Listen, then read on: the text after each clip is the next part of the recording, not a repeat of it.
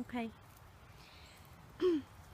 So tell us a little bit about growing up. What kind of work and responsibilities did you have around the house? Well, growing up as a child in the 1940s and 50s, we had the chores to do, help take care of the livestock, farming, getting firewood, wood for the cook stove, carrying in water for the house, getting up water to wash clothes with, since we had no plumbing or running water.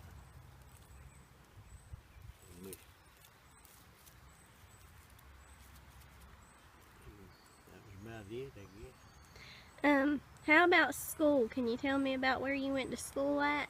Well, I've started the school at Knox Creek of Hurley, Big Butt School. It was a one-room schoolhouse. Went to, one teacher taught 7th grade. Well, after the first year of school, they tore the old one-room schoolhouse down and built a 2-room schoolhouse. The little room had 1st through 3rd.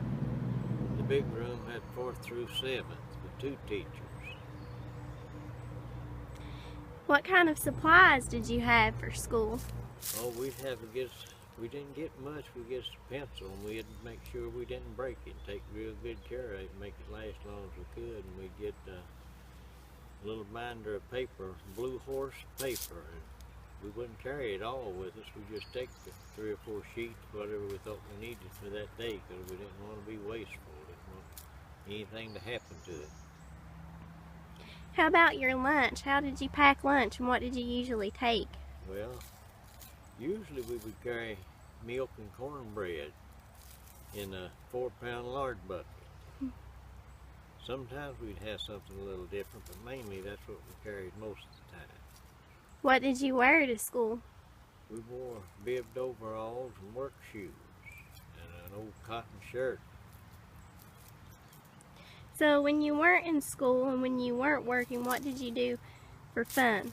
Well, what little time I had, I never was much too big on playing. I like to get out in the woods with my dog, prowl around the hunt, see if I could catch something.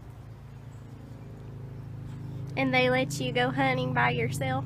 Well, I started hunting with my dad when I was about 5 years old, and after I was about 9, he just turned me loose and let me go on my own. I'd go all over them woods by myself. So tell me about the transition to high school. Where did you go to high school at? Oh, that was a big letdown. At grade school, we made straight A's, did real good, and when they transferred us to Hurley High School, we had to walk Parkway on an old muddy dirt road to catch a school bus. We still wore our old work clothes like we did when we went to, because that's all we had. And people from Roseanne and Lester's Fork and all the uppity people, they lived in the coal camps, had paved streets and stuff. They wore slippers and slacks and dress shirts, and well, they kind of put us down, made fun of us. Actually, they tried to bully us, but it was a fight every day, just a struggle. I didn't like it, period. Couldn't wait to get away from it. So when you did get away from them, what was your first job? Well, my first job was in a little old coal seam above Grundy, about 28 inches high, hand loading coal. And they pay you $1 for a 2-ton car of coal. If you was lucky, you'd get anywhere from 6 to 10 cars a day, depending on the situation, whatever kind of place you had to work in. Did you enjoy that job? No, not really. It wasn't much of a job. I was glad to move on from it. So after you moved on from that job, you went to the Army. How old were you when that happened? I was 20 years old when they drafted me into the Army. Hadn't been anywhere much in my life. Been in Richland one time. And they took us to Roanoke and swore us in, give us a little Bible, put us on an airplane, and sent us to Columbia, South Carolina, where we were greeted by a host of olive drab Army buses and drill sergeants yelling at us.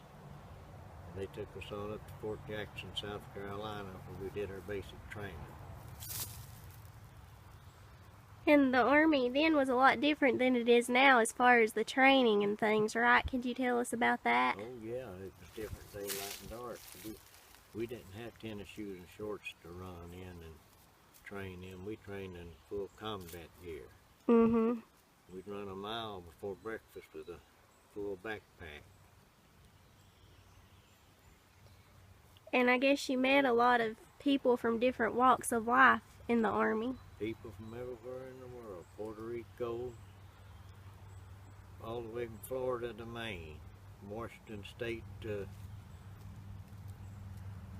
Virginia Beach. Would you say that being in the Army and taking part in the Vietnam War was a good experience for you? Best experience I ever had. Had not it been for that, I probably would have never got any farther than Richland.